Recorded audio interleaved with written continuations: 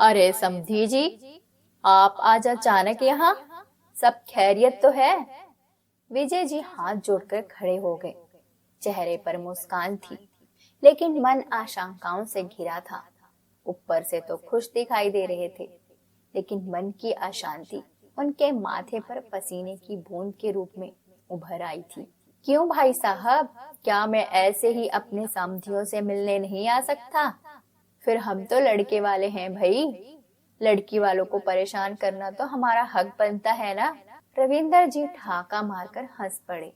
अचानक से समधी को घर आया देख विजय जी और रमा जी दोनों थोड़ा परेशान थे, लेकिन उनके आते ही सब उनकी आवभगत में लग गए। रमा जी भागकर अपनी बेटी खुशी के कमरे में गई। बेटा, तेरे होने वाले ससुर जी आए हैं, थोड़ा ढंग से बाल बना ले, सुबह से यूं ही बिखरी बिखरी पड़ी है। बोलकर रमा जी फटाफट रसोई की ओर भागी और चाय नाश्ते का इंतजाम करने लगी। माँ की बात सुनकर खुशी ने कुछ खास प्रतिक्रिया नहीं दिखाई और चुपचाप उठकर अपने कमरे की खिड़की के पास बैठ गई। आंखें ऐसे सूजी हुई थी जैसे रात भर सोई ही ना हो। विजय जी और रविंद्र जी दोनों बैठक में बैठ गए। विजय जी सोच ही रहे थे कि रविंद्र जी से आने का कारण कैसे पूछे। इतने में रविंद्र जी बोल पड़े। समधी जी, शादी की तैयारी कैसी चल रही है इधर? सब कुछ ठीक तो है ना? जी हाँ, आप चिंता ना करें, हम सब अच्छा ही करेंगे और समाज में आपके रुतबे को ध्यान में रखकर ही करेंगे। विजय जी माथे पर आए पसीनों को पोंछते हुए बोले।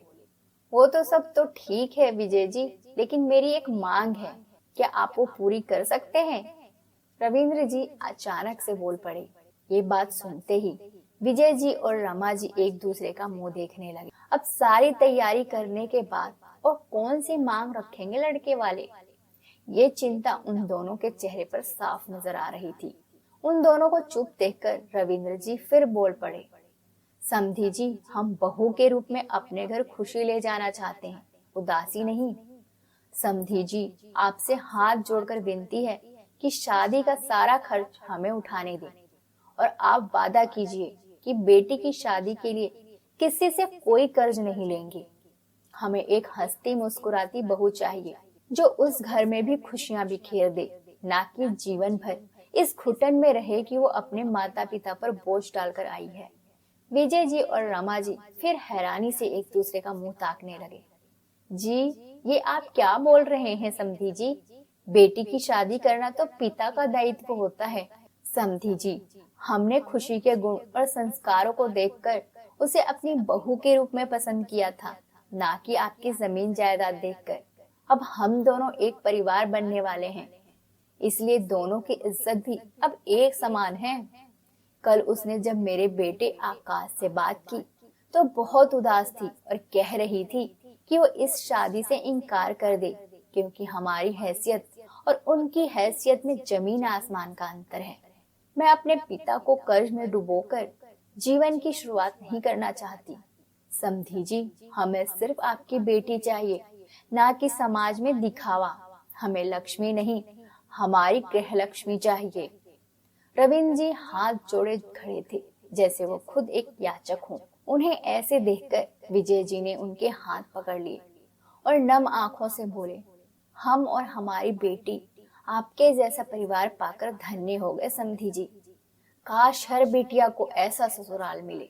उनकी बातें सुनकर खुशी भी खुद को रोक नहीं पाई और आकर अपने ससुर जी के पैर छू लिए।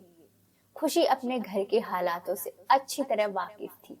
जब उसे पता चला कि उसके पिता विजय जी उसकी शादी के लिए कर्ज उठा रहे हैं, तो वो टूट गई।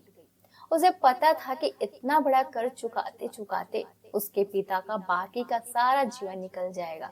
अपने पिता पर इतना बोझ डालकर वो अपने नए जीवन की शुरुआत नहीं करना चाहती थी।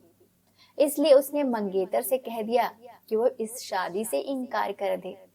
लेकिन जब उसने अपने पिता और होने वाले ससुर जी की बातें सुनी तो खुद को रोक नहीं पाई और आकर अपने ससुर जी के पैर छू लिए। अंकल, आपने एक बेटी के मन को समझा, इसके लिए आपका शुक्रिया। रविंद्र जी ने खुशी के सर पर हाथ रखते हुए कहा। बेटा, हमेशा खुश रहो और हमारे घर में भी खुशियां बिखेरती रहना। और हाँ अंकल नहीं, अब से तुम मुझे पापा कहा करो। खुशी शर्मा गई, लेकिन आज सच में वो बहुत खुश थी। उसका अशांत मन अब शांत था। उसके माता पिता को अपनी बेटी पर गर्व हो रहा था।